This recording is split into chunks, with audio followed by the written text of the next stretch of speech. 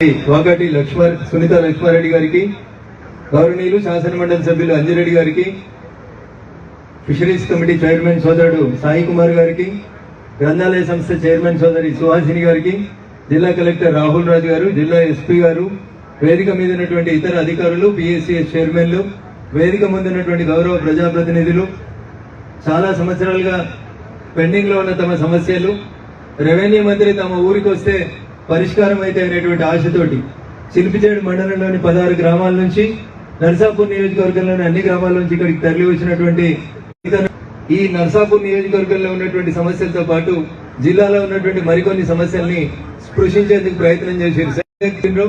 చిలిపిచేడు పేరుకే మండల కేంద్రం సార్. ఎంఆర్ఓ ఆఫీస్ ఉండదు, ఎంపీడీఓ ఆఫీస్ ఉండదు, పేరుకు పోలీస్ స్టేషన్ ఉంటుంది, కిరాయి బంగ్లాలో ఉంటుంది, 2 రూమ్లలో ఉంటుంది, ఒక్క ప్రభుత్వ కార్యాలయం కూడా లేదు సార్. సో ఇట్లా నా మెదక్ పార్లమెంట్ పరిధిలో 3 జిల్లాల్లో సిద్దిపేట, సంగారెడ్డి, మెదక్ లో సార్ ఒక నిజాంపేట మండలం, భూంపల్లి అక్బర్పేట మండలం, నారాయణరావుపేట మండలం, ఇట్లా చెప్పుకుంటూ పోతే సార్ దాదాపు 15 కొత్తగా ఏర్పాటైన మండలాలలో అసలు అప్పీల్ ఏంటంటే, మీకు రెవెన్యూ మంత్రి మీరు కాబట్టి కొత్తగా ఏర్పాటైనటువంటి ప్రతి మండల కేంద్రంలో అవకాశం ఉంటే ఇంటిగ్రేటెడ్ ఆఫీస్ కాంప్లెక్స్ కింద ఎంఆర్ఓ ఆఫీసు, ఎంపీడీఓ ఆఫీసు, వీలైతే దాంట్లోనే పోలీస్ స్టేషన్ కూడా కల్పిస్తే మండల కేంద్రంలో ఉన్నటువంటి ప్రజలు ఒక చిన్న సమస్యకు వచ్చినప్పుడు అన్ని కార్యాలయాలను ఒకటే చోట సమీక్షించడానికి అవకాశం ఉంటుంది. కాబట్టి దయచేసి నా పార్లమెంట్ పరిధిలో ఉన్నటువంటి ఈ 3 జిల్లాల లోపల మెదక్, సిద్దిపేట, సంగారెడ్డి, మీరు సాయంత్రం సంగారెడ్డి కూడా వస్తా ఉన్నారు సార్, కాబట్టి అక్కడ కూడా కొన్ని మండల పరిషత్ కార్యాలయాలు, ఎంఆర్ఓ కార్యాలయాలు లేనటువంటి మండలాలని 3 జిల్లా కలెక్టర్ల ద్వారా సమీక్షించి దయించి వచ్చే ఆర్థిక సంవత్సరంలో అన్ని మండల కేంద్రాలకి మీరు ఒకే చోటు ఉండి శంకుస్థాపన చేస్తే will be grateful to you sir and thankful also. ఎందుకంటే మా జిల్లా పేరే మెదక్ సార్. ఒకప్పుడు అందరికీ మెతుకు పెట్టినటువంటి జిల్లా మా జిల్లా.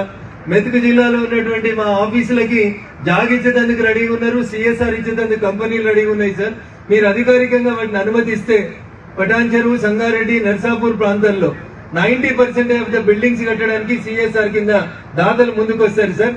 కొద్దిగా మనం చూడాల్సింది సిద్దిపేట, గజ్వేల్, దుబ్బాక, మెదక్ వైపు మాత్రం ప్రభుత్వ నిధులతో కట్టుకోవడానికి అవకాశం ఉంటుంది. కాబట్టి ఈ 3 జిల్లాల్లో MRO office, MPDO office, police station లేని అన్నింటికి కూడా దయచేసి మీరు సాధ్యమైనంత తొందరగా మంజూరు ఇచ్చి వెనుకబడినటువంటి మా మెదక్ జిల్లాను కొంచెం ముందుకు నడపాలని నేను ఈ సందర్భంగా మీకు సవినయంగా అప్పీల్ చేస్తా ఉన్నాను సార్. నేను మాట్లాడదామని అనుకుని వచ్చినటువంటి గౌతాపూర్ గురించి ఎమ్మెల్యే గారు, కలెక్టర్ గారు అందరూ సుదీర్ఘంగా చెప్పారు సార్. ధరణి వచ్చిన 10 సంవత్సరాల నుంచి వాళ్ళకి రైతు బీమా లేదు, రైతు బంధు లేదు, పాస్బుక్ లేదు. వాళ్ళంతా కూడా ట్రైబల్ సార్, గిరిజన బిడ్డలు తిరిగి వేసారిండ్రు. ఇటీవల కలెక్టర్ గారు కొంచెం చొరవ తీసుకుని గౌతాపూర్కి వెళ్లి వాళ్ళని సంధాయించిన తర్వాత